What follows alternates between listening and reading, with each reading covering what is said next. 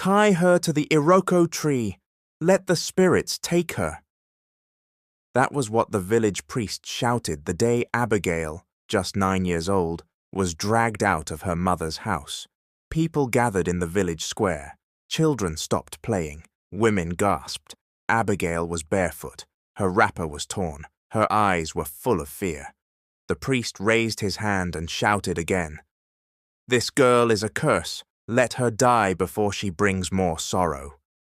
Her mother, Miriam, cried and knelt on the ground, begging them to stop.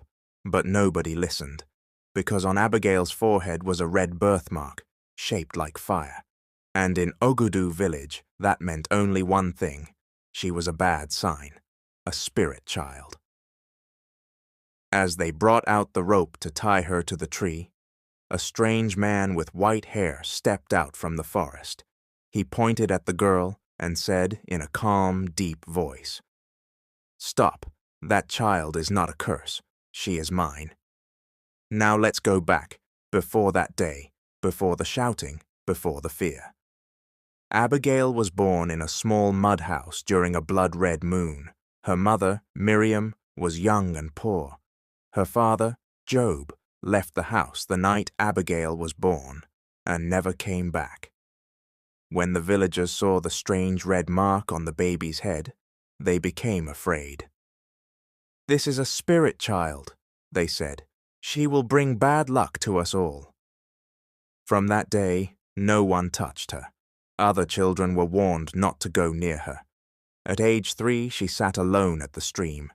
At age 5, the village school refused to take her. At age 8, even her mother stopped calling her Abigail. She called her the quiet one. But Abigail was not foolish. She saw how people looked at her. She heard the whispers. She felt the fear. Sometimes she sat by the mango tree and asked the sky, "If I am truly a curse, why am I still alive?" One dry season, trouble came. Goats in the village began to die. Children became sick. The chief's pregnant wife lost her baby. The priest called a meeting and said, "There is one child among us that brought this sorrow." All eyes turned to Abigail. That same night, they went to her house with ropes and fire. Her mother cried and begged them, "She is just a child. She has done nothing wrong." But the villagers had made up their minds. At the village square, under the giant iroko tree, they tied Abigail's hands. The priest raised his staff to begin the curse ceremony. But just then, a voice came from the bush. A tall, barefoot man in a brown robe stepped forward. His hair was white, his face was calm. He looked at Abigail and said, "This child is not a curse. She is the key to your future." The villagers were shocked. Some even dropped their sticks. And the man added, "But since you tried to kill her, the gods will ask you to pay a price. If you lay one more finger on her, your firstborn will fall before sunset." The man in the brown robe didn't shout. He didn't move, but his voice was so sharp, the priest's hand began to tremble. The rope dropped. The villagers froze. Even the birds in the trees stopped chirping. No one had ever seen this man before. Yet something about him felt ancient, powerful, dangerous. The priest whispered, "Who are you?" The man answered simply, "I am the one who watches what you throw away. And today, I came to collect her." Then he turned to Abigail. "Let's go, my child. Your journey starts now." The man's name was Ezra. He lived far from Ogudu, deep in the Unkwo forest, in a quiet village no one dared to enter. People called him strange names. The ghost walker, the one who talks to trees, the cursed prophet. But none of them knew the truth. Ezra was once a royal priest, gifted with powerful dreams.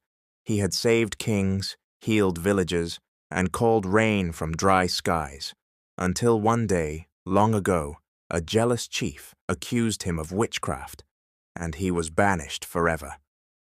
Ezra now lived alone, but the gods still spoke to him. One night, in a dream, they showed him a child with a red birthmark on her forehead. The child was crying by a tree, and fire was all around her. The gods said, "This one will carry power in her hands, but only if someone dares to save her."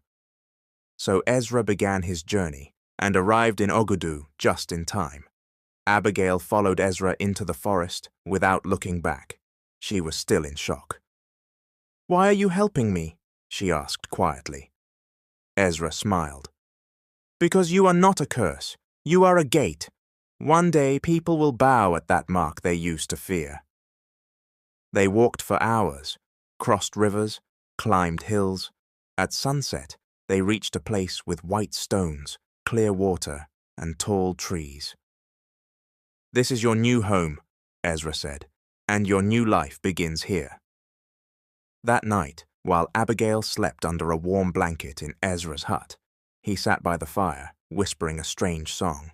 Then he opened an old scroll and stared at a drawing, a girl with a red mark, standing on a throne, with warriors kneeling before her. Ezra looked at the scroll, then looked at Abigail. "They called you a curse, but one day they'll call you queen."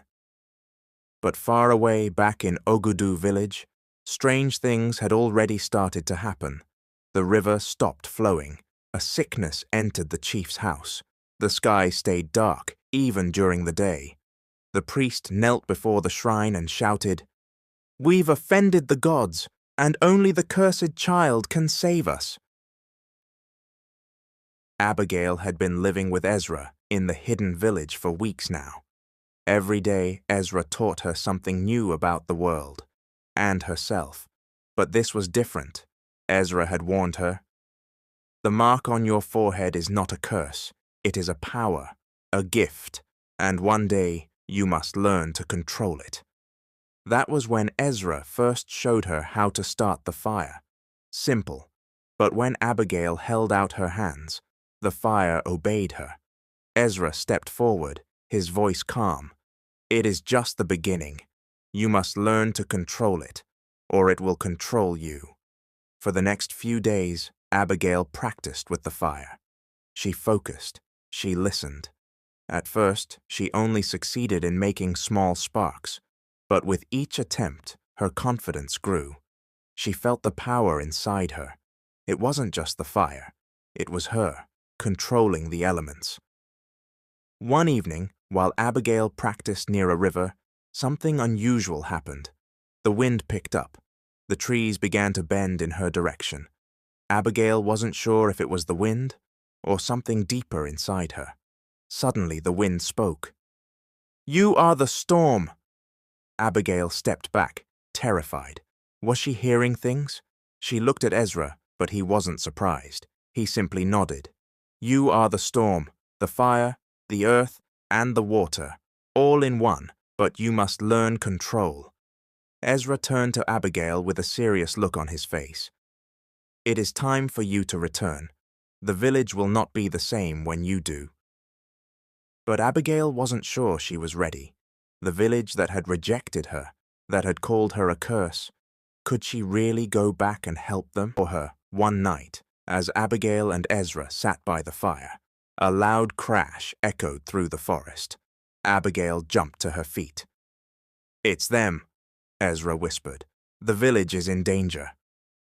The village of Ogudu was burning. Fire. A storm that didn't make sense.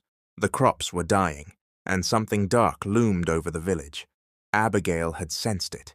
Even the wind spoke to her now, warning her of what was coming. "They need you," Ezra said. He stood up and handed her a bag. Inside, there was a small wooden carving of Abigail's mark. "This will guide you. The time to return is near." Abigail looked at the carving and felt a heavy weight on her heart. "I can't go back," she whispered. "Not after what they did."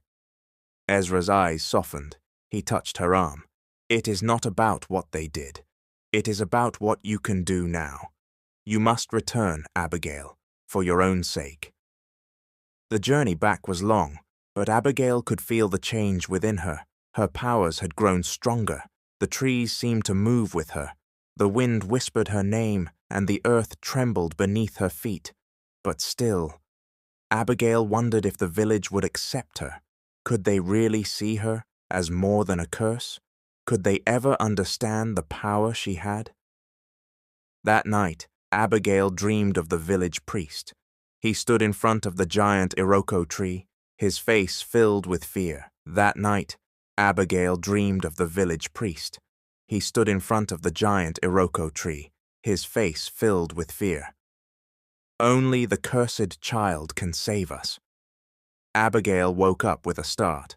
Was it a sign or just fear? She couldn't be sure, but she knew one thing. She had to go back.